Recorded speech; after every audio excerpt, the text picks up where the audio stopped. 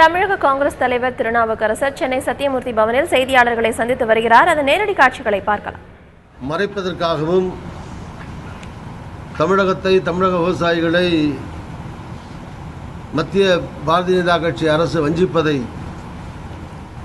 மறைப்பதற்காகவும் காங்கிரஸ் கட்சியை தொடர்ந்து குறைச்சி வருகிறார்கள். நான் அவர்களுக்கெல்லாம் ஒரு வேண்டுகோள், அமைச்சர்களாக இருந்தாலும் சரி, தலைவர்களாக இருந்தாலும் சரி, எங்கெல்லாம் போய் டெல்லிக்கு போய் பிரதமரை சந்தித்து உச்சநீதிமன்றத்தினுடைய தீர்ப்பை நிறைவேற்ற சொல்லுங்கள்.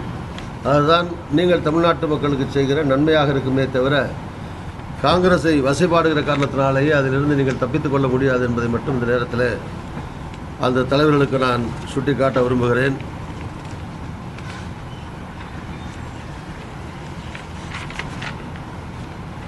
தேசிய உணவு பாதுகாப்பு சட்டத்தை தமிழக அரசு தமிழகத்தில் நிறைவேற்றாமல் இருக்கிறது. அதனாலே சுமார் 1,26,000 டன் அரிசி 8 ரூபாய் 30 பைசா விலையிலே தமிழ்நாட்டிற்கு மத்திய அரசு வழங்கி வந்தது. இதை இப்போது மத்திய அரசு ஏறக்குறைய 22 ரூபாய் 53 காசாக சுமார் 14 ரூபாய் அளவிற்கு அவருடைய விலையை ஏற்கனவே கொடுத்து இந்த விலையை உயர்த்தி இருக்கிறது.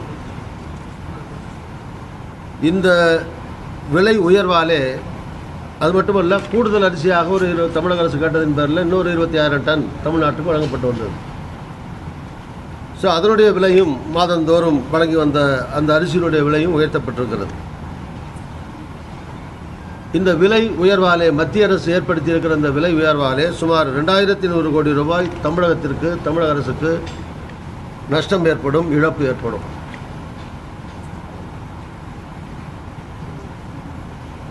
முதல்ல இந்த விலை உயர்வை மத்திய அரசு இவ்வளவு கூடுதலாக உயர்த்தியிருப்பதை குறைக்க வேண்டும் என்று தெரிவித்துக் கொள்கிறேன். இந்த விலை ஏற்றத்தை கண்டிக்கிறேன். இந்த தேசிய உணவு பாதுகாப்பு சட்டத்தை தமிழ்நாட்டிலே செயல்படுத்துவதன் மூலமாக அரசுக்கு ஏற்படுகிற இந்த 2,100 கோடி ரூபாய் இழப்பை, நஷ்டத்தை தமிழக அரசு சரி செய்ய முடியும். அதற்குரிய நடவடிக்கைகளை தமிழக அரசு மேற்கொள்ள வேண்டும் என்று தமிழக அரசை இந்த நேரத்திலே வற்புறுத்தி கேட்டுக்கொள்கிறேன்.